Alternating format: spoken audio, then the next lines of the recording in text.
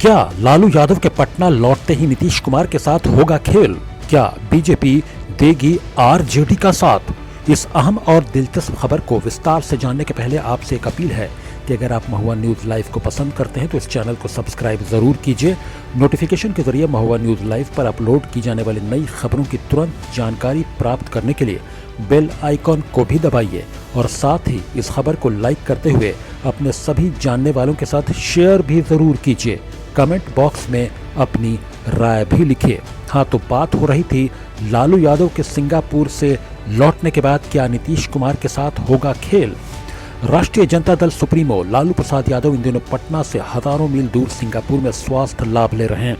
उनके वापस लौटने की तारीख जैसे जैसे नजदीक आ रही है, बिहार की राजनीति में गर्माहट साफ साफ महसूस की जा सकती है। नीतीश सरकार के शिक्षा मंत्री चंद्रशेखर के बयान पर जारी घमासान हो या फिर उपेंद्र कुशवाहा के बागी तेवर, बिहार में इन दिनों कई सियासी चैप्टर खुले हुए हैं। ऐसा माना जा रहा है कि प्रदेश की राजनीति में लोकसभा चुनाव से पहले एक बड़ा सियासी भूचाल आने वाला है। जेडीयू संसदीय बोर्ड के अध्यक्ष उपेंद्र कुशवाहा लगातार नीतीश कुमार पर हमले की धार तेज करते जा रहे हैं। उनके राजनीतिक हमले अब व्यक्तिगत हो चुके हैं। इस नई लड़ाई के कई पहलू हैं। यह सिर्फ नीतीश बनाम कुशवाहा की लड़ाई नहीं है। यहाँ पर्दे के पीछे नीतीश बनाम बाकी सब की बात कही जा रही है। इसे समझने के लिए आपको बीते कुछ विधानसभा चुनाव तक जाना पड़ेगा। बिहार में पिछले विधानसभा चुनाव में जेडीयू के दो नारों की बड़ी चर्चा हुई थी। पहला नारा था बिहार में बहार है, नीतीश कुमार है, और दूसरा नारा था क्यों करें विचार, ठीके तो है नीतीश कुमार। वैसे तो 2.5 साल देशकाल परिस्थिति के लिए बहुत लंबा वक्त नहीं होता है, लेकिन सियासत में कभी कभी इतना अंतराल एक युग जैसा होता है और राजनीति 360 डिग्री से घूम जाती है। संदर्भ बिहार के मुख्यमंत्री नीतीश कुमार का हो तो फिर क्या ही कहना, क्योंकि वह 2017 और 2022 में इसे साबित कर चुके हैं। फिलहाल बिहार में तो बहार नहीं है, लेकिन भरपूर वबाल है। बिहार में इस साल ही नया मुख्यमंत्री या नई सरकार की पटकथा लिखी जा रही है। उपेंद्र कुशवाहा जेडीयू में हिस्सेदार हैं या किराएदार, ये विवाद हो सकता है कि फरवरी में सुलझ जाए। नीतीश कुमार कह चुके हैं कि जिसे जाना है जाए। उपेंद्र कुशवाहा की ओर से भी इसका जवाब आया था कि बड़े भाई के कहने से छोटा भाई ऐसे हिस्सा छोड़कर थोड़ी चला जाएगा, मुझे अपना हिस्सा चाहिए। इसके साथ ही यह तय हो चुका है कि उपेंद्र कुशवाहा जेडीयू से जाएंगे। प्रतीक्षा सिर्फ इस बात की हो रही है कि क्या कीमत वसूल कर, यानी कितना हिस्सा लेकर जाएंगे या कितना नुकसान करके जाएंगे। अपनी राष्ट्रीय लोक समता पार्टी को पुनर्जीवित करके अगले कुछ दिनों में उपेंद्र कुशवाहा एक बार फिर एनडीए का हिस्सा बन सकते हैं। पर असली खेल ये नहीं है। बिहार की सियासत में कोई बड़ा खेल हो और वो लालू प्रसाद यादव के इर्द गिर्द न हो, ये तो संभव ही नहीं है। बिहार के सियासी चौसर पर असली बाजी तब खेली जाएगी जब सिंगापुर में इलाज करा रहे लालू प्रसाद यादव पटना लौटेंगे। नीतीश कुमार घोषणा कर चुके हैं कि 2025 का बिहार विधानसभा चुनाव महागठबंधन डिप्टी सीएम तेजस्वी यादव के नेतृत्व में लड़ेगा।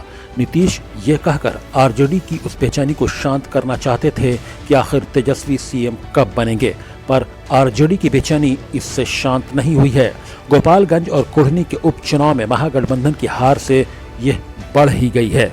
आरजेडी के बड़े तबके को लगने लगा है कि नीतीश कुमार के पास वोट ट्रांसफर करने की हैसियत अब बची नहीं है। ऐसा मानने वालों को लगता है कि 2025 तक इंतजार के बजाय अगले लोकसभा चुनाव से पहले ही सीएम की कुर्सी पर तेजस्वी काबिज हो जाएं। इसकी बानगी पिछले साल जगदानंद सिंह के उस बयान से भी मिलती है जो कि कहते हैं कि देश नीतीश कुमार का इंतजार कर रहा है और बिहार तेजस्वी यादव का इंतजार कर रहा है। उन्होंने यहाँ तक कहा है कि तेजस्वी 2023 में ही सीएम बन जाएंगे। अब सारा फसाद 23 और 25 के बीच में ही है।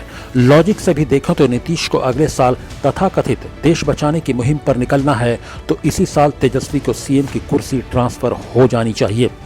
आरजेडी के लोग इसके लिए बार बार डील की याद भी दिला रहे हैं और दूसरी तरफ उपेंद्र कुशवाहा इसी तथाकथित डील को लेकर नीतीश कुमार से सवाल भी पूछ रहे हैं। हालांकि डील क्या है ये सार्वजनिक रूप से कोई नहीं बता रहा है।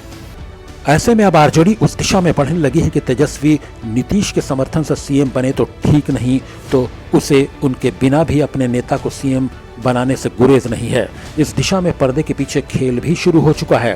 तेज प्रताप यादव और मनोज झा ने बीजेपी के एक नेता से रविवार को मुलाकात की तो ये साफ है कि खिचड़ी पकनी शुरू हो गई है, लेकिन ये तैयार तब होगी जब लालू यादव इसे ग्रीन सिग्नल देंगे। आप सोच सकते हैं कि तेजस्वी यादव को मुख्यमंत्री बनाने में बीजेपी क्या रोल अदा करेगी, तो इसका जवाब है कि आरजेडी के पास जेडीयू के बिना 116 विधायकों का समर्थन प्राप्त है।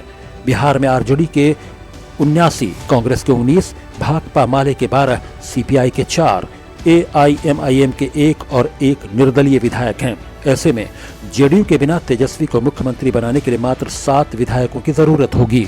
दूसरी जिस चीज की जरूरत होगी वो है कि गवर्नर मौन सहमति दे दें और यहीं उसे केंद्र यानी बीजेपी के समर्थन की जरूरत होगी, और जाहिर है यह पर्दे के पीछे से होगा।